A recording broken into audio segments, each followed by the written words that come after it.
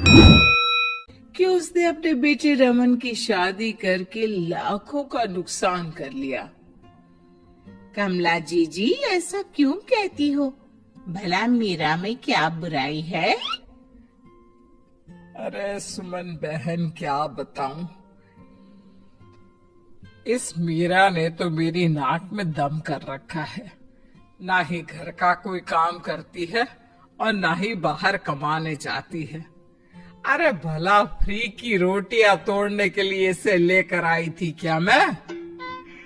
अरे जी आजकल तो ऐसा ही हाल है सबका। दहेज में एक गाड़ी क्या ले आती है कि बस सर पर बैठ के तांडव करने लगती है। मेरी बहू मीरा तो दहेज में एक फूटी कोड़ी भी नहीं लाई, फिर भी रोज महारानी मुझे उंगली पर नचाती है। जी फिर तो बहुत गलत बात है। तुम्हारी भी गलती है, बिना दहेज के ब्याह किया ही क्यों? अरे मैं तो अच्छा और बहुत दहेज लेती, आखिर मेरा बेटा इंजीनियर है। पर तेरे जीजा जी दहेज के खिलाफ है ना, बेकार कॉलेज के प्रोफेसर। अरे दुनियादारी की समझ ही नहीं है, बस अपने किताबों की दुनिया में ही रहते हैं। अरे जी अभी भी कुछ नहीं बिगड़ा, थोड़ा काम में लगाओ, खुद दहेज चल के आएगा। कमला को सुमन की बात समझ में आ जाती है और उसे सुमन का सुझाव अच्छा भी लगता है। कमला अगली सुबह से मीरा पर हुक्म चलाने लगती है। सुन बहू, फटाफट से सफाई कर ले, फिर रोटियां भी बनानी है।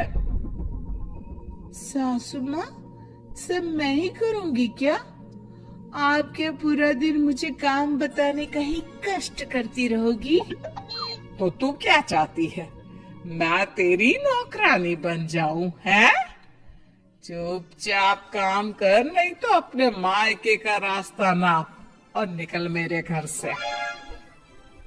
मीरा अपनी सास की धमकी सुन के थोड़ा डर जाती है। वो पूरी ईमानदारी के साथ घर का काम और अपनी सास कमला की सेवा करने लगती है। ये सब देखकर कमला बहुत खुश होती है, पर थोड़ी निराश भी होती है, क्योंकि जैसा वो चाहती थी वैसा कुछ अभी तक तो हुआ नहीं था। कमला अपनी बहू मीरा को और काम बताने लगती है। सासू माँ, आज मेरी तबीयत थोड़ी खराब है, आज तो मैं काम नहीं कर पाऊंगी। अच्छा, तो ऐसा करती हूँ, एक गाड़ी मंगा देती हूँ जो तुझे तेरे मायके छोड़ आए। अब तेरे दहेज में कोई नौकरानी तो आई नहीं जो तुझे आराम करने दूं। पर सासू माँ, मैं तो मैं मत कर और हाथ चला जल्दी जल्दी। आज तो कपड़े भी दुनिया भर के हैं, कौन धोएगा तेरे अलावा? मीरा बीमार हालत में भी काम करने लग जाती है। मन ही मन सोचती है कि क्यों न कुछ ऐसा किया जाए जिससे इस बुढ़िया की चिक चिक बंद हो जाए। मीरा समझ तो चुकी थी कि उसकी सास अचानक ऐसा व्यवहार क्यों कर रही है, इसलिए अब वो प्लानिंग में लग जाती है। अगली सुबह मीरा तैयार होकर अपनी सास के पास जाती है। सासू माँ, मैं अपने मायके जा रही हूँ, 2-4 दिन में वापस आ जाऊंगी। वाह जी वाह, और काम कौन करेगा घर का? सासू माँ, 2 दिन की तो बात है बस। जा चली जा, पर फिर वापस आने के बारे में सोचना भी मत। मीरा जानती थी कि घर में वापस घुसने के लिए उसे क्या करना है। वो अपने मायके पहुंचती है और रोने लगती है। उसके माता पिता उससे रोने का कारण पूछते हैं, पर वो कुछ नहीं बोलती। तभी मीरा की माँ उसके हाथों की तरफ देखती है। मीरा, ये तेरे हाथों के नाखून कहाँ गए? तुझे तो नाखून बड़े करने का बड़ा शौक है ना? माँ, उस घर के बर्तन और कपड़े धो धो कर मेरे नाखून ही नहीं बल्कि हाथ भी घिस गया है। अब तुमने मेरे साथ ना कोई नौकरानी भेजी, ना कोई सुख की सुविधा। मीरा के माता पिता समझ जाते हैं कि मीरा को दहेज का सामान चाहिए। अगले ही दिन मीरा के माता पिता उसके लिए एक वॉशिंग मशीन और फ्रिज मंगवा देते हैं। मीरा ये देखकर बहुत खुश होती है और खुशी खुशी अपने ससुराल जाने की तैयारी करने लगती है। मीरा जब अपने ससुराल पहुंचती है तो उसकी सास उसे देखकर बहुत खुश होती है। अरे मेरी प्यारी बहू, आ गई तू। और ये फ्रिज, वॉशिंग मशीन, अरे भाई इन सब की क्या जरूरत है? सासू माँ, जरूरत आपको नहीं मुझे है, क्योंकि घर का काम तो मुझे ही करना पड़ता है ना। मीरा की बात सुन के कमला गुस्से से बोलती है। बहू रानी, तू मेरी बात सुन ले। मैं तेरे इस दहेज के सामान के सामने झुकने वाली नहीं हूँ। घर का काम तो तुझे ही करना पड़ेगा। अब कमला और दहेज लेने के चक्कर में मीरा का काम बढ़ाने लगती है। वो जानबूझकर गंदगी फैलाती और बना हुआ काम बिगाड़ने लगती। मीरा बहुत परेशान हो जाती है। वो अपनी सहूलियत के हिसाब से हर चीज अपने मायके से मंगवा लेती है। धीरे धीरे कमला की चाल कामयाब हो जाती है, पर वो मीरा की चाल नहीं समझ पाती।